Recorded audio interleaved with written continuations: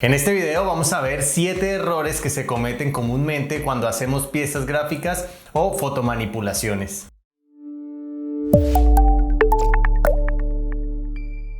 Bienvenido a este video, mi nombre es Juan David Bustos de visualvidstudio.com y hoy vamos entonces a ver 7 errores que se cometen comúnmente cuando hacemos piezas gráficas o fotomanipulaciones. Antes de empezar, recuerda que en la parte de la descripción voy a dejar una tabla de contenidos donde podrás encontrar pues todo lo que vamos a estar hablando en este video y puedes navegar directo hacia el punto que más te interese. También recuerda que puedes dejar tus comentarios, compartir este video y darle me gusta si te gusta este tipo de contenido relacionado con la creatividad y la comunicación visual. Bueno, vamos entonces a empezar con el primer error que se comete comúnmente y ese pues digamos sería el que podría dañar completamente nuestro trabajo y es no saber exactamente qué es lo que queremos. Antes de empezar a trabajar en nuestra fotomanipulación o en nuestra pieza gráfica es muy importante que definamos qué es lo que nosotros queremos comunicar o transmitir con esa obra, con esa pieza gráfica que estamos creando. Entonces pues yo recomiendo anotarlo en una hoja. ¿Sí? Tomar un papel, tomar un lápiz y anotarlo en un párrafo muy corto. ¿Qué es eso que nosotros queremos comunicar? ¿Qué es lo que queremos que esa persona que va a ver nuestra pieza sienta y qué es lo que queremos que realmente entienda? Una vez que nosotros ya tenemos claro ese mensaje que queremos comunicar, entonces lo que podemos hacer es pasar a buscar referentes, es decir, buscar algún tipo de inspiración, tal vez en otros artistas, en otras obras que nosotros admiremos. Y acá es muy importante que no confundamos lo que es buscar inspiración con copiar. Copiar el trabajo de otra persona, primero que todo, es antiético y pues bueno, es algo que definitivamente no debemos hacer, pero sí podemos tomar, por ejemplo, 10, 20 trabajos como referencia, analizarlos, mirar el estilo gráfico, mirar cómo transmiten los mensajes para buscar esa inspiración y hacernos una mejor idea mental de lo que nosotros queremos lograr. Una vez entonces que nosotros hayamos buscado estos referentes, que te recomiendo utilizar herramientas como por ejemplo Pinterest, que ahí aparecen muy buenos trabajos, Behance, que es donde los diseñadores, fotógrafos y artistas visuales suben sus portafolios, e incluso también en Instagram o en las imágenes de Google o en bancos de imágenes, pues son algunos de los recursos donde podemos buscar inspiración. Bueno, una vez la tengamos, entonces vamos a pasar a bocetar. Bocetar es entonces colocar en lápiz y papel la idea que tenemos, pero de una manera más básica, más sencilla y con esquemas.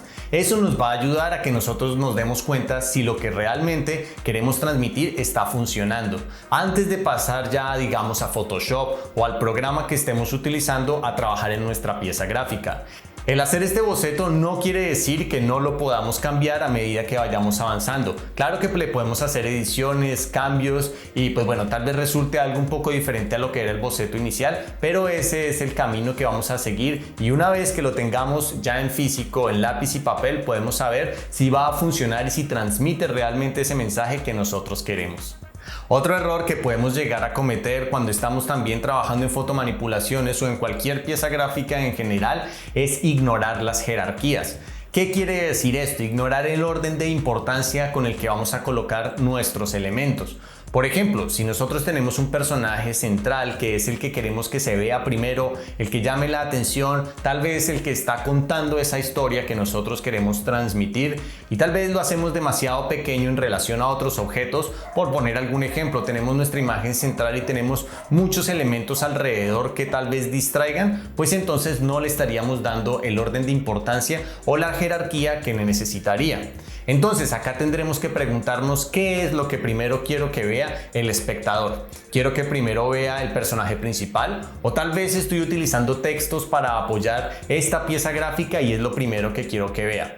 Entonces es importante eso, organizar las jerarquías. ¿Qué es lo que va a ver primero, lo segundo, lo tercero, lo cuarto? Bueno, y así sucesivamente el espectador de nuestra pieza gráfica.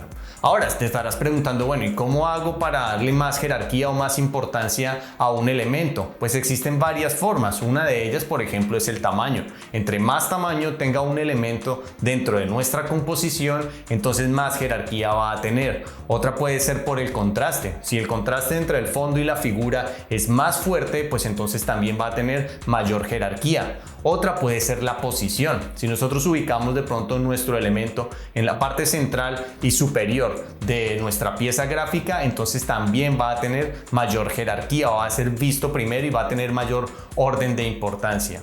Entonces es importante que nosotros pues pensemos en esa jerarquía y guiemos la vista de nuestros espectadores, que le digamos, bueno, mira, quiero que esto sea lo primero que veas porque es lo más grande, porque es lo que más contrasta, porque es lo que está contando la historia principal. Y enseguida entonces, por ejemplo, si estamos utilizando textos de apoyo, pues hacerlos un poco más pequeños o con menos contraste y así ir guiando al lector en un orden de jerarquías para que pueda entender la historia de la mejor manera y de la forma más organizada posible.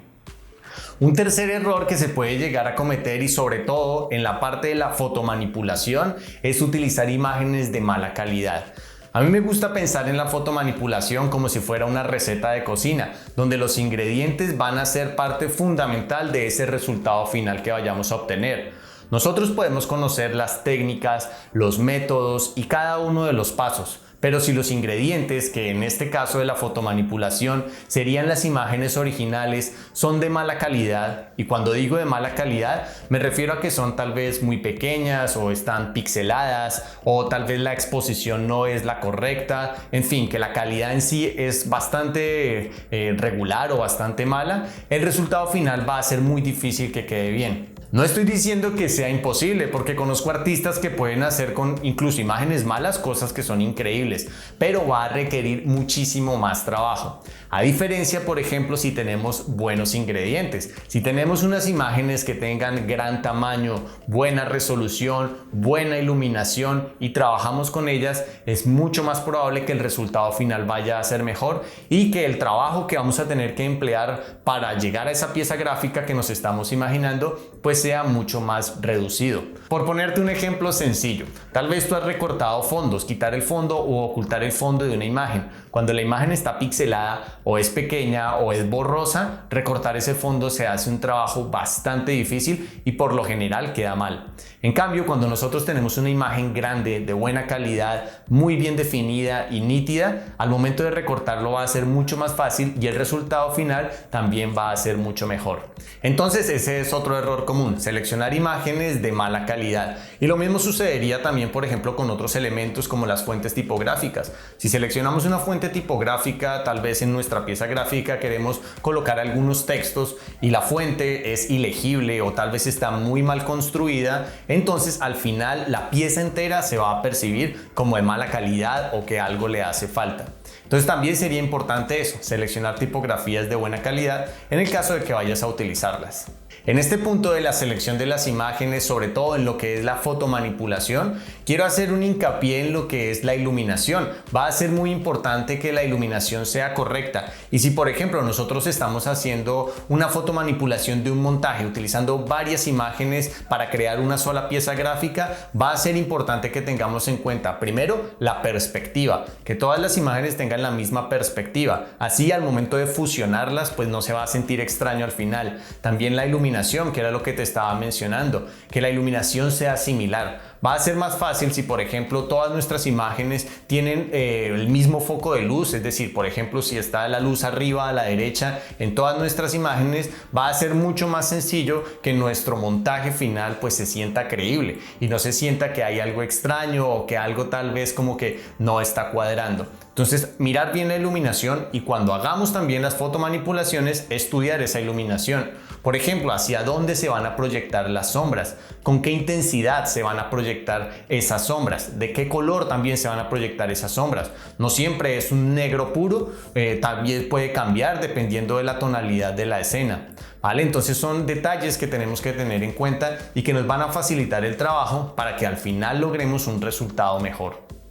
Otro error que se puede llegar a cometer es en la selección de lo que es el software o el programa, es decir, la herramienta con la cual vamos a llevar a la realidad todo eso que nos estamos imaginando. Primero que todo necesitamos saber cuál software seleccionar. No todos sirven para todo. Por ejemplo, Photoshop nos sirve para hacer lo que es fotomanipulaciones, trabajar lo que son imágenes de manera pues muy buena, ¿sí? Es un programa bastante potente en eso. Pero si por ejemplo queremos animar, que también se puede hacer en Photoshop, nos da unas opciones de animación muy básicas, pues nos veremos limitados hasta cierto punto, porque tal vez para animaciones existen otros programas mejores como lo es After Effects o como lo es Animate, que también es de Adobe. Ahora, si por ejemplo queremos crear modelos en en 3D o animaciones en 3D, pues Photoshop tampoco sería la herramienta ideal. Para eso existe software más especializado como lo es 3D Studio Max, Maya o Cinema 4D. Pero en este caso, como estamos hablando de las fotomanipulaciones, pues entonces Photoshop es, digamos, el líder de la industria y la herramienta más eficiente y más potente que tenemos a nuestro alcance. Ahora, si nosotros no sabemos manejar la herramienta correctamente, si tal vez nos vemos limitados porque no tenemos los conocimientos sobre el uso de esa herramienta, pues nuestro trabajo se va a ver también bastante afectado. Entonces va a ser fundamental, así como lo es conocer lo que queremos transmitir, también conocer el uso de la herramienta que nos va a permitir llevar a la realidad esa gran idea que nosotros tenemos en nuestra mente y que nos va a permitir pues mostrársela al público en general. Hablando específicamente de la fotomanipulación y crear piezas gráficas con Photoshop, pues entonces yo he creado un curso completo en el que explico paso a paso cómo utilizar todas las herramientas desde cero, y vamos entonces a avanzar y a hacer ejercicios hasta llegar a herramientas mucho más avanzadas, de manera que al final del curso pues entonces ya sepamos utilizar la herramienta y que esto no vaya a ser un impedimento para poder crear todo aquello que nos estamos imaginando. Entonces voy a dejar en la parte de abajo también un enlace para que puedas informarte mejor sobre lo que es este curso. Allí está entonces todo el contenido detallado para que lo puedas ver. Otro error que podemos llegar a cometer es ceñirnos a lo que ya está hecho y no explorar lo que es nuestra creatividad. La creatividad entonces es crear cosas nuevas o utilizar ideas que ya están creadas, combinarlas para lograr resultados completamente nuevos. ¿Sí? Entonces nosotros pues ya hemos buscado, como lo decía en el primer paso, algunos referentes que nos van a ayudar a imaginarnos y a proyectar en nuestra mente mejor esa imagen que queremos transmitir y ese mensaje que queremos comunicar, pero no nos quedemos en lo que ya está hecho. Podemos utilizar diferentes herramientas, podemos utilizar diferentes técnicas, podemos combinar tal vez lo que vimos en algún lado en otro con nuestras propias ideas, podemos inspirarnos en diferentes cosas como por ejemplo películas, música, libros, revistas, en fin. Puedes alimentar tu creatividad de muchas fuentes de lo que te rodea, de lo que estás viendo y buscar crear un resultado diferente. Entre más creativo sea, es decir, entre más innovador y totalmente diferente sea, pues es mucho más probable que atraiga más la atención de esos espectadores, que comunique el mensaje de una forma más interesante y que al final pues entonces tu pieza gráfica aporte más valor. Entonces explorar la creatividad es algo fundamental. Te recomiendo también que experimentes. Cuando por ejemplo nosotros empezamos a experimentar y a trabajar con nuevas herramientas o hacer cosas que tal vez no estamos acostumbrados a hacer, seguramente no nos van a quedar resultados como esperamos, pero aprendemos. Y aprendemos entonces que podemos lograr diferentes cosas. Y nuestra mente entonces se va nutriendo de todas esas experimentaciones y de lo que uno va viendo. Y ya entonces empezaremos a crear cosas de pronto un poco más complejas, o no tienen que ser más complejas, pueden ser incluso más simples, pero más creativas, que comuniquen eso que nosotros queremos de una manera innovadora. Otro error que podemos llegar a cometer, o que por lo menos yo cometía seguido, era el de no pensar en qué medio iba a publicar mi imagen para ajustar el tamaño desde el principio. Es por ejemplo muy diferente trabajar en un formato cuadrado como el que maneja Instagram que trabajar tal vez en un formato más alargado como para un póster que va a ser impreso. En Instagram podríamos trabajar de 1080 por 1080 píxeles y entonces eso nos da un cuadrado en el cual podríamos trabajar. Sin embargo, si por ejemplo, como decía, vamos a imprimirlo como un póster y vamos a utilizar un tamaño tal vez tabloide, entonces este es mucho más alargado. No va a funcionar el diseño en uno igual que funciona en el otro. Obviamente se pueden editar, podemos ir a las capas de Photoshop y podemos ajustar lo que es el tamaño, pero créeme que eso puede llegar a resultar a ser un dolor de cabeza, sobre todo si hemos trabajado mucho con varias capas, con iluminaciones, con efectos, porque vamos a tener espacios que tendremos que rellenar y que tal vez no se pueda hacer. Entonces lo ideal, lo que recomiendo es pensar en ese medio al que vamos a publicar nuestra imagen y trabajar en los tamaños ideales desde el principio. Y por último, pero no menos importante, están los detalles. Trabajar los detalles, sobre todo en lo que es la fotomanipulación, va a ser fundamental. Los detalles pueden ser la diferencia entre una imagen que sea buena a una imagen que sea espectacular. Entonces, no te olvides de trabajar los detalles. Sin embargo, no te recomiendo que los comiences a trabajar desde el principio. Y no solo no te lo recomiendo, no lo hagas. No trabajes los detalles desde el principio.